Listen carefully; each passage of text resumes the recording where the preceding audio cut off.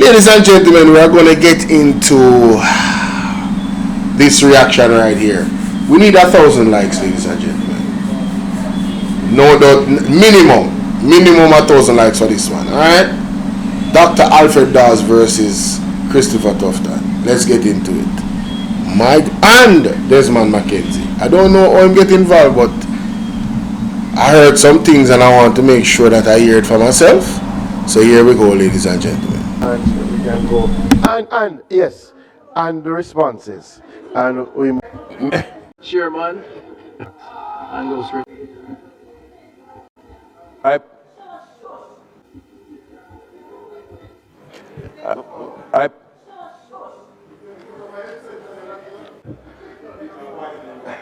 justification for let's start with the objectives, because I assume that is a justification for a 30 billion or 20% increase in the approved estimates, increase in capital, increase in recurrence. So the justification is the objectives, right?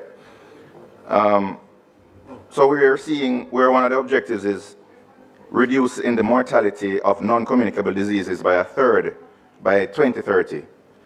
I can't think of any country that has ever done that in 5 years. Data is there for Finland, that took a generation, Thailand, that took a generation, but this is pretty ambitious. You stand by this objective? Here. Okay. All right. The question is? The question is this an adequate justification we can expect that this is what you're aiming for? Okay, so this is the government that also reduced debt from 140% to just over 65%. So it is possible. Right. As well as significant reduction in crime and homicide rates. So if you're asking me if we're ambitious, yes we are. If you're asking me that it will involve a lot of work, yes it will. And later on we can go into some of the things that we're doing to try and achieve it. So we prefer to set our targets high and work towards them.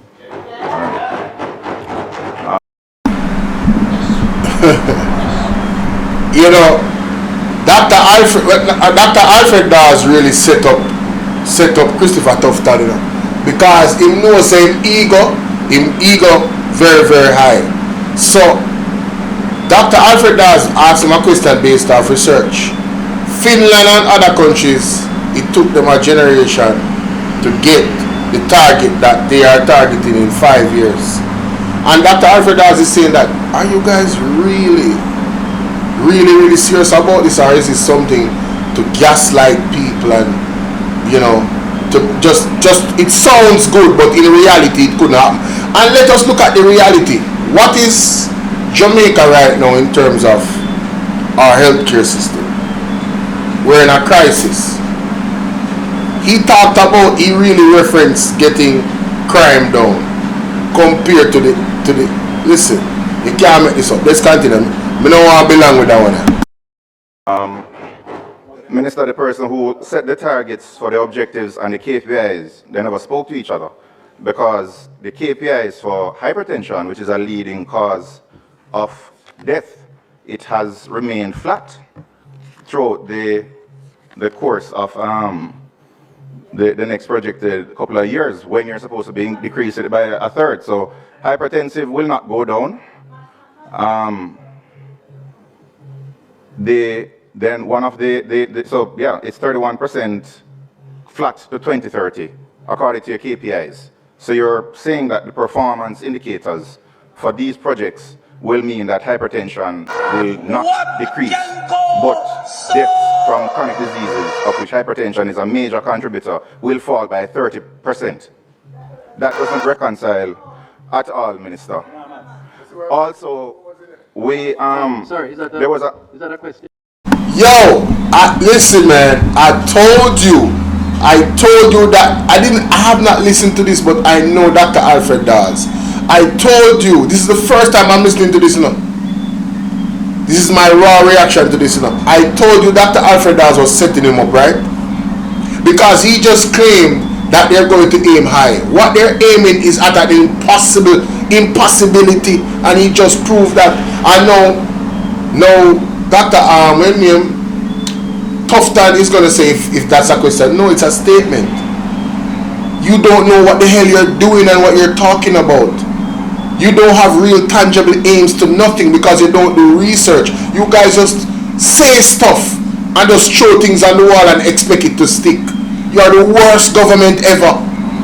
And you're the worst health minister ever. I really pray that God removes all of you from your positions in short order. Who forget lock up, get lock up, and who forget force resign, incompetent set of idiots. Or you have the thing projecting that there will be no reduction in hypertension, and that's one of the communicable diseases. Your projection saying that it's going to be the same as it is, or it's going to increase, but yet still you're talking about a reduction in death when that is the number one thing in communicable diseases that cause death, and there won't be a reduction. What sense does that make?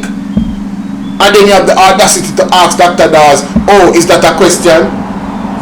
Wrong and strong. You're worse than Daryl Voss to blows and skirt, because the things that you are responsible for actually affect people's lives, right? Where they can actually lose their lives because of decisions that you make, or because you don't have no sense and don't know what you're doing. You're just incompetent. Mighty God. Well, I'm saying, how do you reconcile the two, where your KPIs are flat, but you have a 30% reduction in the objectives? So allow me to respond if it's a question. So first of all, there's a difference between debts. Mike, check. There's clearly a difference between debts and a particular affliction. Hypertension being flat doesn't necessarily mean that people will die from hypertension. There are a number of things that we're doing to cauterize and control non-communicable diseases. And you will agree as a medical practitioner that you don't change these things radically overnight, but you can control them. And there are a number of programs that we have in the ministry now, programs that have been announced, and programs to come which we believe will control conditions while we work with the very young within the school system through things like nutrition policy to adjust diet and hopefully over time erase or certainly minimize those particular conditions.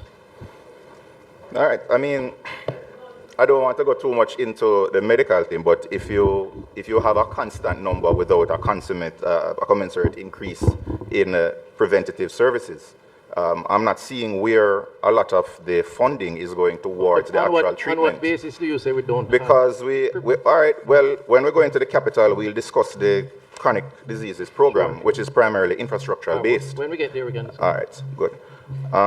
The other thing that we wanted to look at through the... Ladies and gentlemen, in other words, stuff that don't know what the hell I'm talking about, yeah? Let's continue. You trust the doctor. Don't trust tough time. Trust the doctor. Objectives. You man had all day to prepare. Remember, stick to the question. No side talking, please. Thank you, Chair. Priority staffing gaps to be reduced by 5%. What is the baseline where it's coming from? Because we know that it is very easy to say you have an improvement if you convert contracts to posts. So what have you done enough studies to see what is the precise number of vacant funded posts by categories? And given that the compensation of employees has increased by 18 billion to 20%, is this a net increase in filled posts or primarily salary adjustments? It's a combination of both. So the intention is to provide funding in consultation with the Ministry of Finance as the complement of staff increases. The strategy, as you perhaps would have heard, is to do a number of things. Firstly, we're going to expand training by virtue of building out more hospitals, so clinical rotation space will be more available, given that we will have additional capacity, more operating theaters, more bed space from the build-out. But secondly, to collaborate cross-border for more recruitment and training. You would have heard that we had a visit to India, to the Philippines. We have MOUs to sign with Ghana, that would have been public also, Nigeria, and at the core, we also did some ads in the diaspora and got responses, just as a case in point, from 136 potential interests, not all from the diaspora, but quite a bit from the diaspora, and we're now in the process of vetting those applications. So there is a multi-pronged approach towards staff improvements. increases. And so the positions that have been created will be supported by the multi-pronged approach. And we're hoping for the best to achieve those objectives. I'd just like you to answer the question, though, about the precise number of vacant funded posts. I will have to get back to you on that. Okay. I don't have that kind of precision memory. All right. But you can pose questions or I can get back to you on it. Okay. Another objective is to conclude 85% of key infrastructural projects within cost, scope, and schedule by 2030. 85%. Currently, the baseline is 0%. Every project in the capital budget has time and cost overruns significantly. What specific structural reforms to project management, procurement, oversight, and contractor accountability have you implemented to move from 0% to 85% in 4 years? Well, I'm not sure that you're correct in terms of 0%. The most structured capital project that we have, which started late, but has caught on in terms of time and is on budget, is the health system strengthening project, which is led by the IDB, EU, and GOJ. We're building out Spanish Town Hospital, which is slated to finish by first quarter next year. We have St. Jago, Old Harbour, and Portmore health centers, which are slated to be completed this year. Clearly, we have had time overruns and some cost adjustments for Cornwall. Western Child and Adolescent may actually attract some overruns, but that's a gift from the Chinese government. And there are other projects, if you're looking to the next 5 years, which are coming on stream based on the Melissa damage, based on the projects involving the university tower, and others that I will speak to later on, where we hope to learn from some of the challenges that we've had in the past, and assuming no unexpected circumstances like a hurricane or otherwise, we're going to work to ensure that we keep cost and time in check. All right, we'll revisit that when we go to the capital budget. Going to sub-program 2, activity 1001, there is a subsection 31 on the recurrent budget that's titled land for 310 million with a further 310 million over the next 3 years. What is land, Minister? Okay, so the Type 5 clinic in Montego Bay is bursting at its seams. It's a very busy clinic. It is exactly beside a piece of land formerly the Montego Bay Ice Factory. And we, through the NLA and the regular procurement process, made an offer and have had an agreement to purchase that land with the intention of doing a design to expand the Type 5 clinic and also to provide better parking at that facility. So that's the contract has been signed. I think there has been a down payment already. So the budget that you see there is to complete a transaction for the Type 5 clinic expansion. Is that proper accounting, though, to have a capital project such as that broken up and listed on the recurrent? It's appropriate if it involves just the purchase of the land. So what exactly is the value of the land then? Because we're seeing 310 million every year for 4 years. I don't do those transactions. I can get that detail for 4 years. No, the land is far less than that. So if you see, well, it's what you have here. Object 31. the land is less than 300,000. So I'm not. I'd have to. We're seeing over $1 billion for that line item, so I think it probably should be revisited. Oh, I'm told it should not have been repeated. So Okay. it's one figure. But you're sure it should be under recurrent rather than capital? I'm being advised by the financial Acquisition- purchase of land, I'm told, can actually be placed where it is. Under recurrent? Yeah. Okay. All right. All right, Minister, let's, before I move on to capital, Jamaica Cancer Society, is that only $1 million that they're getting? Can you give me the line item, please? Line item, that's on page 42,006 on the auxiliary healthcare services. If we're really talking about reducing deaths from chronic diseases, $1 million for Cancer Society, you think that's enough? Well, it's a subvention, but you're assuming that's the only effort that is being put out to reduce cancer-related illnesses. Clearly, the government has its own program.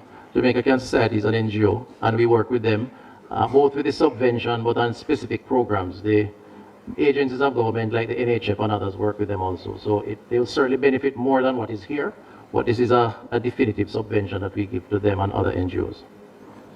Well, I mean, they do quite a bit of screening, and we are lacking in that aspect. So I would think that if we can empower them, it would assist somewhat. $1 million is really a drop in the bucket.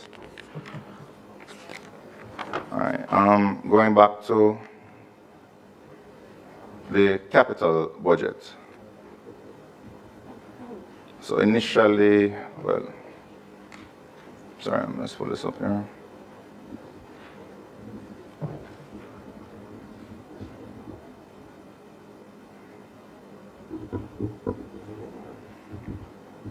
All right, so going back to what we had discussed further about the timelines and the costing. So the Western Children's Adolescent Hospital, the original completion date was set for March 2022. We're 4 years and 9 months behind. Our initial contribution outside of what the PRC committed was $7 billion. Now we're up to $10 billion. The prevention and care management of NCDs, I'm not sure, you can probably guide me with this, if it is that we have added additional clinics and hospitals outside of the 3 hospitals and 10 clinics. We have moved from initially December 2023 to now December 2028, an additional 5 years. Budget moving from 8 billion, and that is outside of what the multinationals are assisting us with, to 21 billion, 165% increase. Cornwall, as you had mentioned before, we all accept that that is the largest increase in any capital expenditure in the Ministry of Health. Move from an initial total estimate of 5 billion to now 21 billion, with the initial completion date scheduled for March 2023. We are now at January 2028. Well, going after this, yeah, 2018. But when they started the works, it was 2023. It was. Then we look at the redevelopment and modernization of UA. Initially, the total estimate was 7 billion. Now we are at 16 billion, 131% variation, and we haven't started as yet really outside of the parking lot. Initially, it was scheduled to be completed December 2026. Now the revised completion date is March 2029, an additional 2 years and 3 months. So a combined total in all 4 projects, we're moving from an initial total estimated cost of 27 billion to now we are at $69.9 billion, more than $42 billion, 154% increase, with every project overrun in its original completion date, scheduled slippage, 2 years, 3 months to 5 years. So it does give you a baseline of 0% completion on time and without overruns compared to the ambitious 80%. Okay, so let me respond. So first of all, I think when you describe the situation that way, okay, so let me respond. So first of all, I think when you describe the situation that way, it does give an impression, but context is very important. I'm just using your numbers. No, yeah, but let me respond. I listen to you. Context is very important. What are the part of the context that is ignored by your statement is the intervention of unplanned events, COVID being the most substantial unplanned event. For 3 years during the COVID period, very little could have been done in terms of executing on many of these capital projects, Cornwall Regional being certainly one, because of the circumstances around confronting COVID. So as it relates to timelines on those projects, or the projects that were crafted during that period, you would have obviously had those delays to contend with. Beyond that, when you have delays, it has implications for cost in some instances. In the case of Cornwall Regional, I've been at pains to explain that Cornwall Regional was a rescoping of a project that started off to repair one process and then ending up scrapped in the building totally, to literally rebuild the hospital. And I believe that has been explained not just by me, but by the experts, including the engineers that we have hired, who are a part of the quality assurance and the quality control. So the point is, for each of those projects, there's an explanation as to why we are where we are. UHWI, that project was conceived and started before the administration. In fact, it was initiated out of the University of the West Indies, not even so much the Ministry of Health, in terms of its initial designs and its initial cost estimates. When it became time to be pursued from a procurement standpoint, there was a revision of what was required in order to complete and to adjust the design to be more appropriate for the institution, hence the costing. As you have pointed out correctly, the project has not started. So I'm not sure that you can claim overrun for something that has not started to be constructed as yet, except for the car park. The contract was awarded based on an evaluation of the cost at the time when it was pursued in terms of procurement, even though it was conceptualized many years before that. There are other projects which you have not mentioned that have kept to some timelines and some cost, like parts of the IDB project. I outlined some of those to you. So I wouldn't say that is 0%. What I would say, though, is that those projects that you have referenced, there has been a context to why the cost had to be rescoped and timelines were missed, particularly in the context of COVID. And the projects are now in full swing, and I believe that ultimately the consumers, the patients, and Jamaicans will get the appropriate benefits from the project once they are completed. All right. As we're at UHWI, the Auditor General had flagged several procurement breaches, about $500 million of projects that had no documentation for it. With the same management, the same board in place, even when we are facing a revolt against senior management by the staff currently, are you confident giving that same institution $1.38 billion with all of the procurement issues presided by over the same management that is there now? Well, first of all, I am not going to comment too much on the Cornwall issue. I know the UE issue. I've heard you comment extensively on it and appear to have sometimes more information than I. What I will say, however, is that it's not the same management. There is a different manager in the institution, Mr. Eric Hussein. The board has been adjusted, but the chairman remains the same. The chairman did not preside over the entire process. And as you know, or should know, the board is made up of nominees from various entities, not just from the minister's nomination. In fact, as Minister of Health and Wellness, I nominate a minority of the board members of the University Hospital, 8 of 18. The others coming from the University of the West Indies and from a few other medical bodies. So while I could have changed the nominee for chairman, in my judgment, I thought he could manage with the board members that were there and others that were nominated, and the change management. Plus, of course, you would have heard that we appointed an oversight team to look at the institution with all of its complexities and to make some recommendations, which I'm awaiting in another month or 6 weeks. They have 3 months or so. When we get that report, we will make whatever decisions around what is being recommended. It's a competent team. There are representatives from the University of the West Indies, from the private sector, and they possess, I believe, the skill sets to assess the systemic challenges at the university, which are challenges that has a historical context, as you know, well before my time in terms of procurement processes and so on. But I'm not prepared to cast any judgment as of now until that report comes forth, and at that point we will comment more authoritatively on it, and that will find its way as far as the cabinet for its guidance. So I should take it from your statements that the CEO is currently on vacation leave, is not coming back? Because you said there's a new CEO. There's a new acting CEO. I make no judgment. But the CEO is on vacation. Yes. So he's technically still the CEO. There's a CEO on the job working, which is not until the CEO comes back from vacation. No, listen to me. We're talking about the $1.3 billion. Member, it's not going to be spent. You're going to ask the question and allow the minister to answer. Please. There is a CEO on the job now. There's a CEO on the job now. And there's a board chairman, and there's a committee. Member, it's not going to be spent. You're going to ask the question and allow the minister to answer. Please. There is a CEO on the job now. There's a CEO on the job now. And there's a board with a board chairman, and there's a committee that is assessing to provide some information.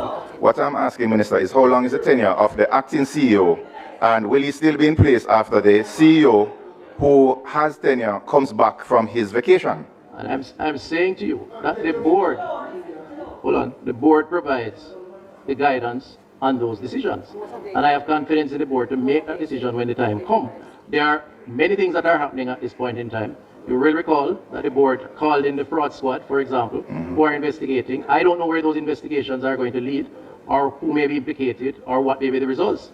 There are members here, yourself included, who have spent time defending your own involvement or lack thereof. I cast no judgment on that either. So what I'm saying, it's a very fluid situation. From my vantage point, I have appointed a board with a chairman, a committee to look at the systemic challenges within the institution, and there is a temporary CEO to govern the day-to-day activities. And I believe that's the best we can do at this point until further notice based on all else that is happening. So it's safe to say that there is no new CEO. There's no newly appointed CEO. Can you move on to the next question? Because obviously We have a CEO in place for 4 weeks while somebody's on vacation. Why are you still here at your age? Go home and play with the grandparents, man. Member. Go play with the grandchildren. I agree. Next question. Next question. May I remind you, member, that you're not the chair here?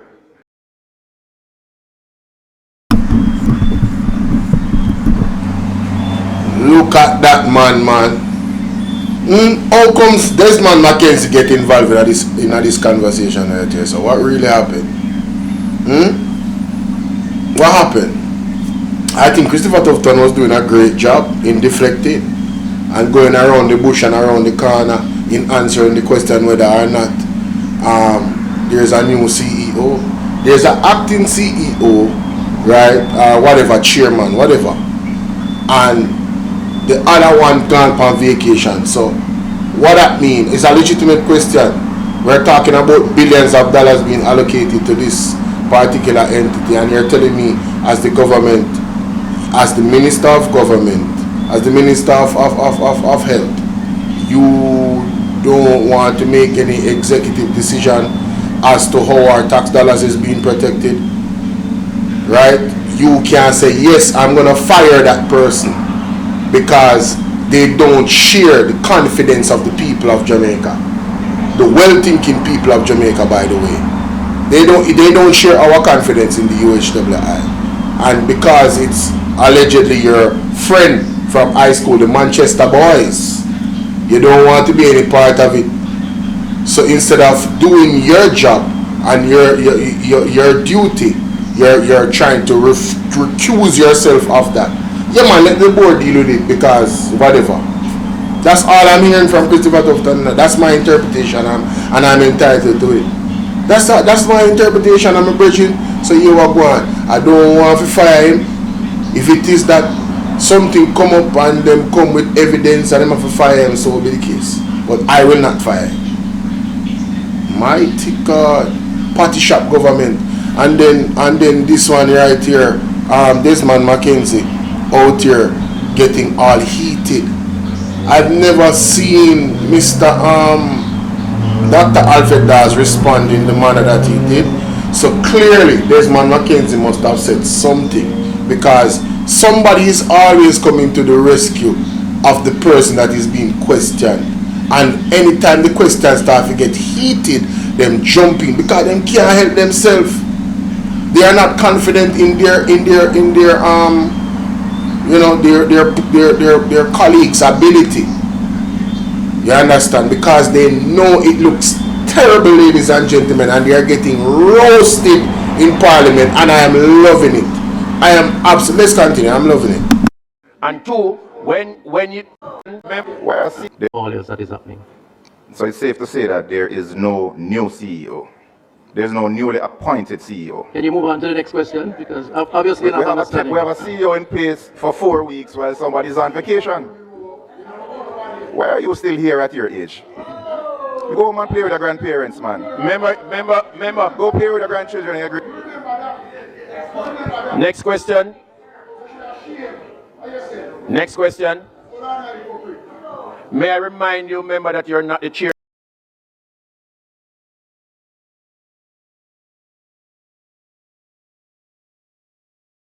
So Desmond Mackenzie say you should be ashamed of yourself, and that's how I hear him say, and something about you remember that.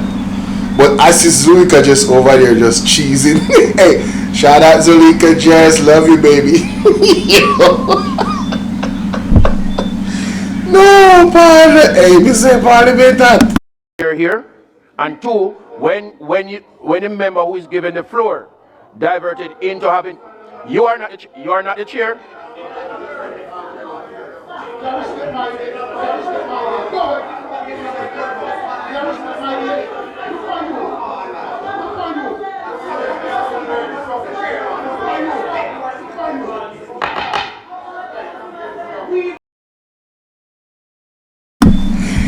Yo, me say, there's my Mackenzie lip start. You know when people angry and their lip start tremble. Jamaica Bolo.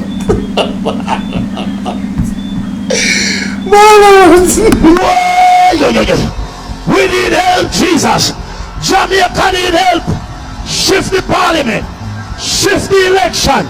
Shift everything. Remove them all there. Take out the cockroach. Take out the thief. Take out the criminal them. Take out the thief them.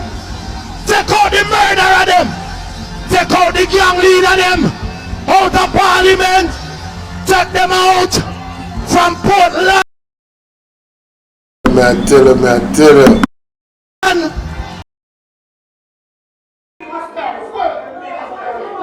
Members.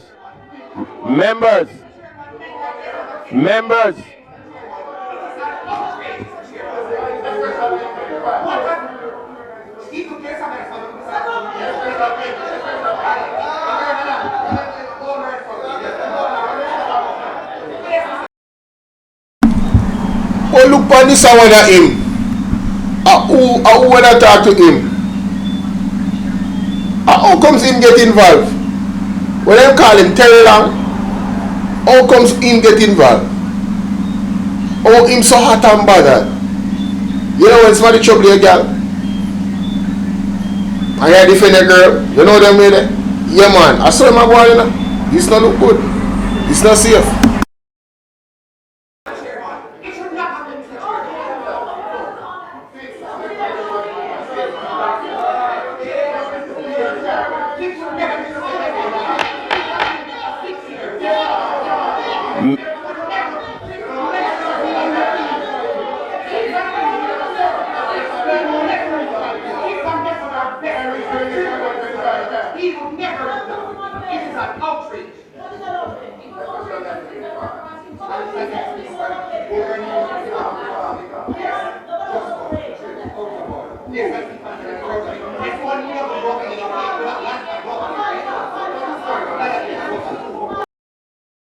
Yo, hey man, listen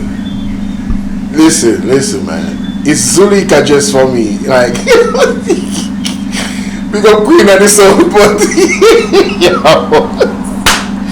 that's ruffling feathers, but that's not talk to him.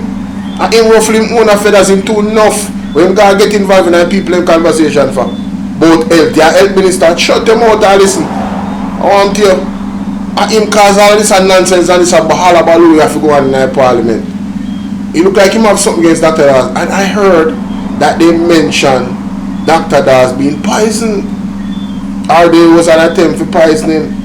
I wonder, why would you mention something like that? Them think they really expose people, you know. Dr. Dawes don't even shake their hand. You hear what I say? Don't even shake them hand, Dr. Dawes. As a matter of fact, all the members of the People's National Party want to stay far from them people, yeah? As far as possible. Don't trust none of them in the parliament. Avoid them as much as possible. If you shake them hand, make sure you wipe off your hand clean and disinfect your hand. As a matter of fact, you don't have to shake nobody hand. Elbow. Treat them like when how them deal with what name? Back in a pandemic. Yeah man, elbow and foot man. Don't shake none of them hand. We don't trust them, bro. Cause if you come talk about this a situation now, how that come in, how you mention Dr. Dawes and poison and them something. You have something, you really have something against Dr. Dawes personally. You really Bono no say Dr. Dawes in a parliament. Hey, me sweet me say we have to get them out. Them gots to go.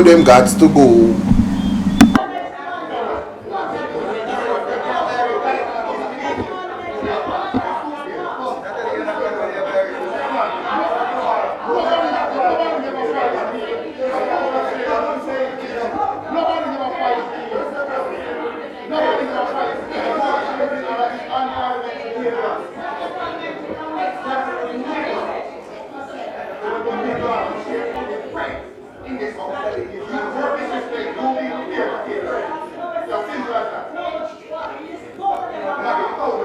Mr. Chairman, can we continue? I am going to ask Member Garvey, please stop. And if I have to rule, I don't want to go down that. I don't want. If you continue.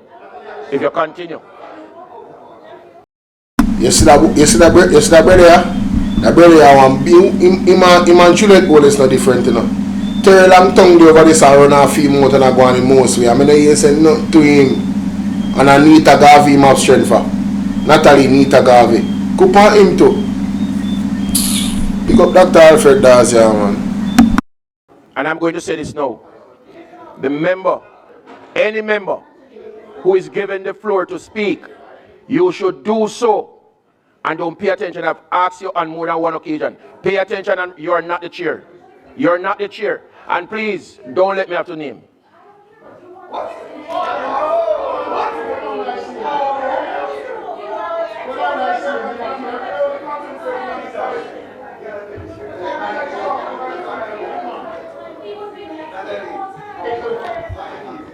I'm going to start again.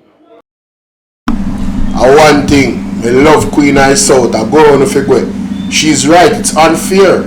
He was being heckled the entire time. I know Dr. Alfred Dawes. I have observed him. He's not a man where you understand him very, very smooth, calm, and collected. If you let me I deal with very, very disciplined. If you let me I say for him to go and tell him say why you don't go and play with your grandchildren, them or your grandparents. It means saying when I do too much. You wanna do too much and everybody cup full and the chair is not doing the chair's job, right? The chair if you make a order and tell him to shut up his mouth and make the thing continue and run smooth, and we have this gigantic waste of time instead of dealing with the issues at hand. But then again, this might be a strategy to deflect from the fact that the UHWI situation, but we now come off it. We now let it go. We now come off it. No. You can best believe that. Remember, we have one chairman. 2, whenever I give the floor and has a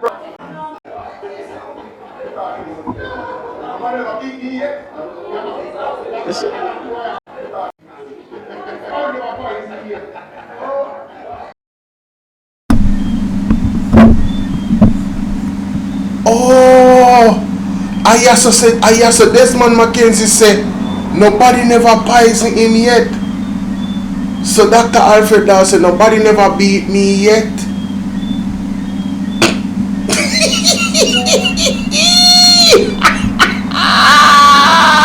Yo, bro, you walked right in that one, bro.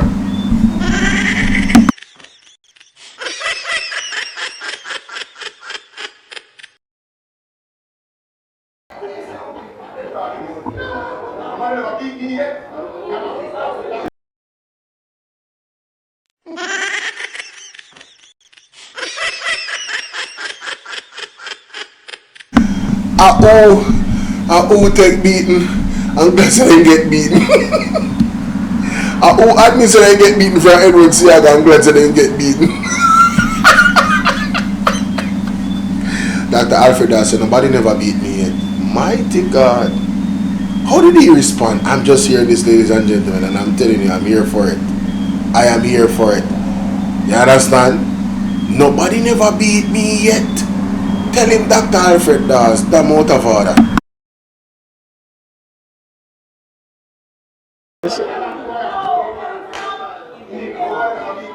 Mr. Chairman, Hey, when you see how Desmond Mackenzie have to cool and calm, look on your face all that. You know what time it is. Yeah. Watch him face. Desmond, you know what time it is, man. The new PNP and really and a somebody for ramp with and a soft soap business. You understand? Yeah, man, and a soft thing. Yeah, don't bother feel like say we don't know the antecedents of the labor rights them from way back when. You understand? So nobody feel like you can come in a parliament come bully nobody because they knew that not gonna work. Your time up, you're on the exit, them on the incline and you up on the decline. Whether you exit out of the world or you exit out of parliament, they're on the exit. Humble. I'm mine a fumble. I'll tell you what you're dealing with. Those are the body face. Go here. Hot under the collar. Chairman, listen, if I may, I am in the chair and I am prepared to respond to the questions. And we don't need to do it in a disrespectful way. The member has an opportunity to ask his questions. And, you know, the idea of an age being in this house. The member from West Kingston has the highest number of votes in the last election. And that's the only thing that qualifies him to be here. Nothing else, not his age or anything else. But in other words, Tough that we don't want to hear nothing about that.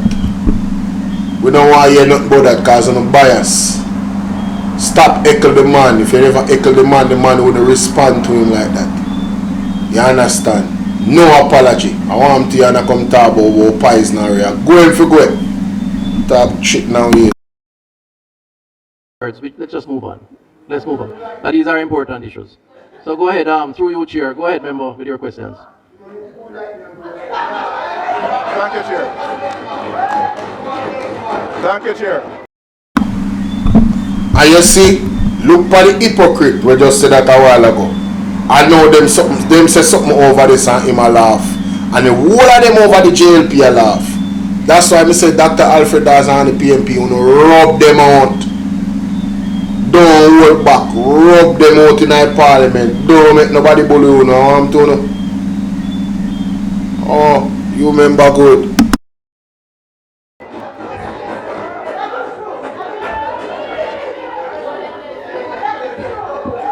Going now, Minister. Yes, go ahead, go ahead. So, head 4234, Bellevue Hospital. We have spoken quite a bit about mental health. Yes. And destigmatization. In a recent visit to Bellevue, I can assure you Bellevue is not an 800-bed facility. Some wards are unusable. They're in a deplorable state, and they cannot house patients. Patients are frequently, I'm told, turned away. But yet there is no capital budget. And this hospital is not included in any of the capital projects. What's the question? The question is, why doesn't Bellevue have a capital budget so it can have proper facilities, repairs, expansion, since we value mental health so much?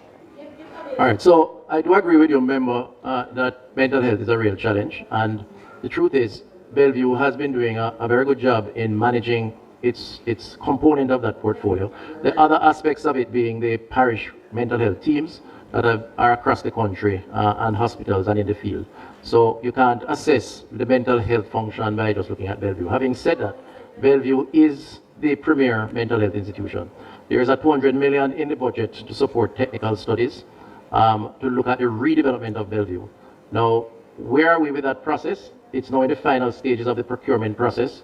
The intention, and I believe I had spoken to it before, is to build a 100-bed acute facility, a new building, as part of the new Bellevue in terms of inpatient care, acute care, as well as to look at the rest of Bellevue to determine how best to move it forward. So what I'll assure you and the country is that over the next few years, the Bellevue will be transformed to representing a more modern mental health facility, as well as supporting the other elements of mental illness in the field, where, according to the 2016 Earl Wright report on mental health and homelessness, more of the mental health functions are to be conducted in communities as opposed to institutionalization. That's a new approach.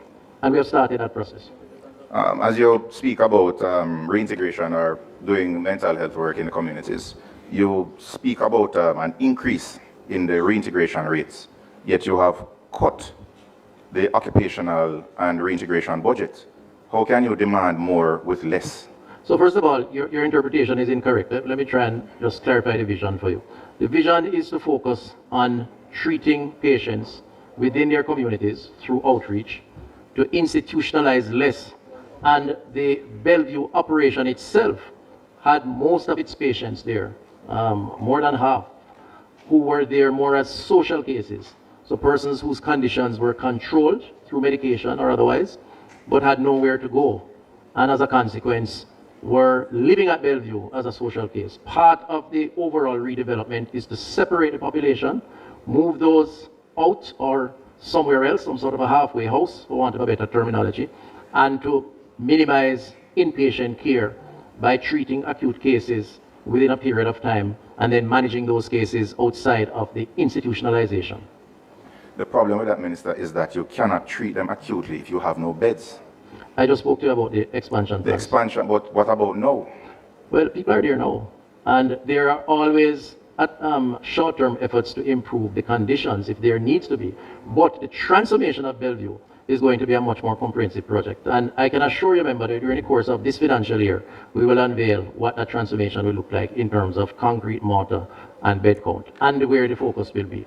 But again, let me emphasize, the issue is not to institutionalize, and that's the best practices globally, by the way. I'm going by the advice of the experts, and I would certainly commend the 2016 report, Mental Health and Homelessness Task Force report, which is available to give you some indication as to what we're working on and what we have been working on.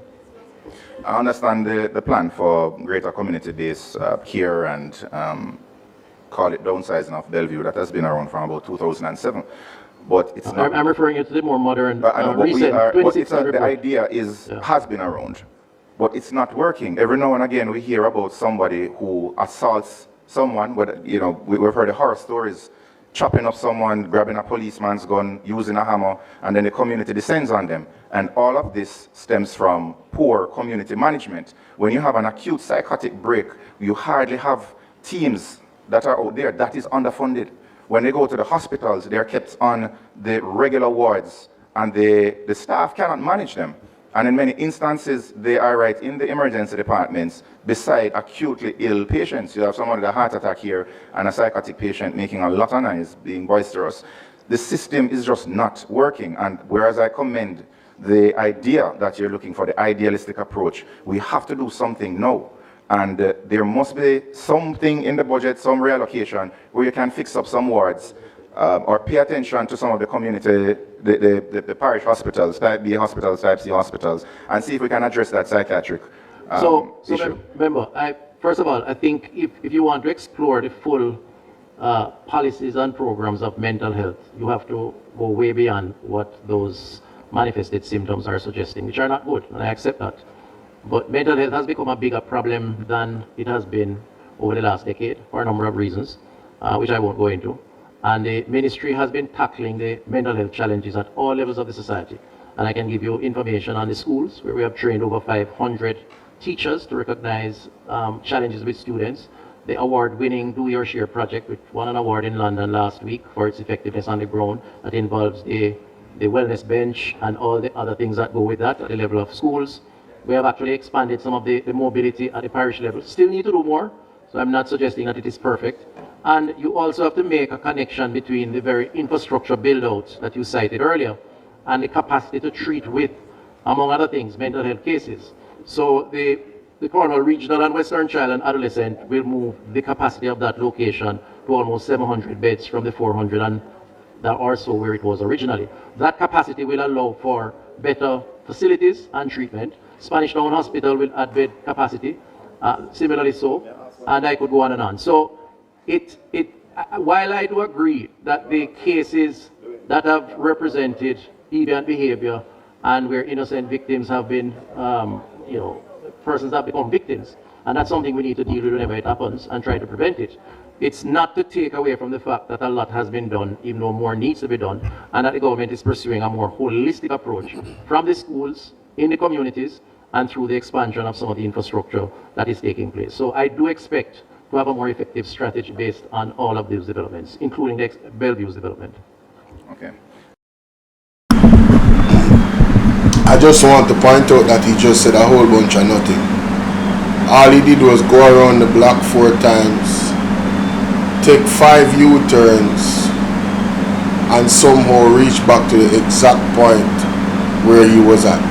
Oh, I'm not saying that this is not a real issue, but, I'm not saying that we don't have challenges, but it's not because we did not try, but we failed, but I'm not saying that we failed, but, we're going to do another thing that is more holistic, because not that we failed, but we tried, but,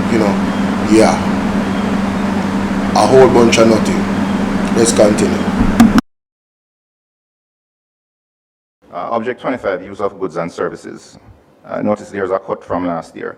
Is this sufficient to cover the patient, food, security, whatever it is, all the different obligations? Or have you in the past had to give them a supplementary budget? And if yes, would a cut following the necessity of a supplementary budget be prudent? Can I get a page on the line? 420345. 25. Use of goods and services.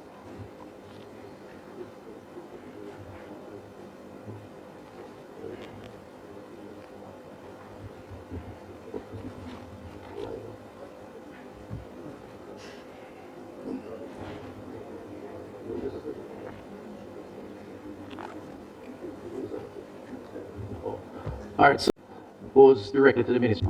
I need to check on it because the budget for Bellevue goes directly to the Ministry of Finance, not to the Ministry of Health. I don't know if you know that that's the arrangement. So I would need to find out from the Ministry of Finance what was submitted versus what was allocated. We don't have the rationale within the Ministry of Health and Wellness. There may be, and I'm just speculating here, maybe I shouldn't, but the population of Bellevue has actually declined over time. So the need for a budget to support the population may be the justification for the reduction. When I started as minister in 2016, Bellevue had, I believe it had just over 1,000 persons. I think right now Bellevue's population is closer to 600, if I'm not mistaken. So that reduction would possibly account for the reduction in the goods and services. Based on your numbers, there hasn't been a significant reduction in the patients treated or patients rehabilitated to justify a fall in Object 25. Well, it depends, because it's not just a function of the numbers. All of the numbers have been reduced. No, but you're saying the numbers are less. I'm telling you they're not. They are less. No. Over the time when I'm comparing, the numbers are not less. Well, I had a meeting in the last month with the team at Bellevue, the chairman, and my report is that the numbers are less. So if you are seeing otherwise, I have to check to find out. Well, I'm going off again, Minister, your numbers. And according to the numbers in the book, the numbers have not changed. Not based on the report I have, but I'll check and get back to you. All right. I just have to go with what is presented before me. Final question, Minister. The Cubans are no longer with us. I realize that there has been a termination of the program by attrition over the last few years, where contracts were not renewed and Cuban doctors and nurses who went back were never replaced. I don't know if it was understood that we would have reached this point, but have you done a gap analysis to say what are the needs right now? I think you have just under 300 doctors, nurses, biomedical engineers. I'm particularly concerned about the Cuban eye care program, which does more cataract surgery, I believe, than all public hospitals combined island-wide, and is the main source of eye care for Jamaicans who can't afford to go privately and pay the $500,000 for cataract surgery. What is going to happen when they go back to all of those Jamaicans who depend on the Cuban eye care program in particular, and what are your plans for filling the gaps in the underserved areas, the community centers, the hospitals where no Jamaicans want to go for social reasons, and we fill them with Cubans? What is going to happen to staffing in those areas now? Okay, so the first thing I want to say is that your opening statement is incorrect. The Cubans are still with us. We have over 280 approximately, and they're still at their post, still working, including the eye care program. So it's a little exaggeration to say that. We are coming from about just under 350, and that decline has started over the last maybe 6-8 months, based on the expiration of those work permits, based on the agreements we had originally for those persons. We have persons here who still have some time. I know what you're referencing. You're referencing the MOU with the Cuban government, which is a very different thing. And that has been the tradition to negotiate an MOU, which then leads to the engagement of the Cuban healthcare workers. That negotiation, as said in a release today, has been in discussions without an agreement for just under a year. The last point was that the counter proposal or proposal is with the Cuban government. They have not responded over a few months, and the government took the decision not to renew on that basis, having had a series of conversations. However, we have said that the health workers who are here have an opportunity, if they so desire, to engage in individual contracts. So this is not a termination of the desired relationship that we have. It's not a recognition of anything beyond what we have said publicly. That has been a valuable relationship, and we appreciate it, and it has helped the Jamaican people. And the offer is on the table for the workers who are here to have individual contracts, and that has been said publicly. The conversation continues. I don't know what will happen over the next week or 2 weeks, but suffice to say, the fluid nature of the conversation would not allow you or I to say that the Cubans have gone, because they have not. But there is a discussion taking place. Now, to the issue of the contingencies, even with the Cuban program, the truth is we have always had shortages because of migration and the expanded responsibility of the sick profile and limited training. So we have, over a number of years, been working to expand the cadre of workers, from retention of those we have by improving some of the conditions of work. A lot of it's still a work in progress. You mentioned a number of the capital projects, through compensation review, which gave a fairly substantial increase to a number of workers. And thirdly, through collaboration, well, through financing, through the Barwin Scholarship, where there are a number of persons studying in the system, with some graduating this year. Can't give the figures, but some of these graduates are going to now be integrated into the system, because the bonding arrangement of 3 years after the scholarship is in effect. And the Barwin Scholarship is a 5-year program, and we're now going into our 3rd year. And some of the persons who got scholarships were studying for less than a year, especially the specialists. So we can provide some further details on that, but that will also help.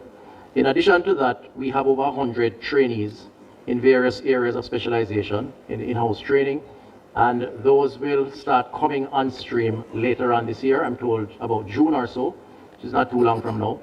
And then finally, we have sought to do some overseas recruitment. But I have to be fulsome in the response. We're working on some overseas recruitment. Now, the overseas recruitment has taken several forms. We are waiting and possibly should be in a position to sign an MOU with Ghana. Ghana has an excess of healthcare workers. The Ghanaian foreign minister was here 3 weeks ago, I think. That was spoken about publicly. And he did comment that unemployment levels in Ghana is higher, 16% or so. They have healthcare workers who need jobs, including specialists, and they have a similar system to ours. And we have been able to work out an MOU to get some of those workers in. We have an MOU with Nigeria, but we got a few Nigerians recently. I think it was about 6 or so, including educators. And we are working on agreements with Philippines and India, where I visited recently. And then finally, as I said earlier, we had an ad in the paper for recruiting randomly, but targeting the diaspora. We had 136 expressions of interest, some extremely qualified. The point I'm making, member, is that we have a multi-pronged approach to dealing with the HR challenge. It is a challenge because healthcare workers globally are short, and any fallout from the Cuban agreement, meaning persons going back as opposed to exercising the option to stay, will amplify that problem. And it's a risk, and we understand that, which is why all the other things have to be factored in and are being worked on simultaneously. And we will just have to make it work. And we're not just sitting down and not doing anything, we're doing a number of things.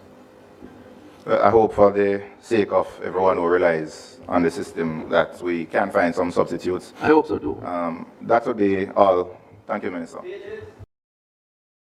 Yeah, so pretty much what it is Jamaica is in limbo. There's a lot of, we're planning, we're hoping. It's a lot of hoping going on. Yeah, that's pretty much what it is. A whole heap of hoping, Paulo, you know what I mean? A whole heap of hoping going on, ladies and gentlemen. Yeah, man, bless up yourself, Carl. Bless up yourself. But big up to Mr. Alfred Dawes, Dr. Alfred Dawes. Definitely smoked. Desmond McKenzie. That's what's up, man. That's what's up. Shout out to Dr. Alfred Dawes, man. Shout out to Dr. Alfred Dawes. You know what I'm saying? Yes, sir.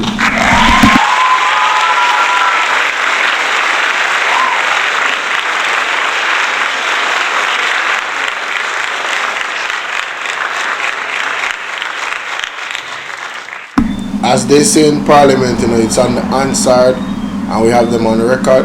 You understand? And of course, we're gonna hold them accountable. Nadine, how are you? Good night. Make sure y'all smash that like button and become a member of the platform. All right? Yeah, man. Excuse me. Blessings.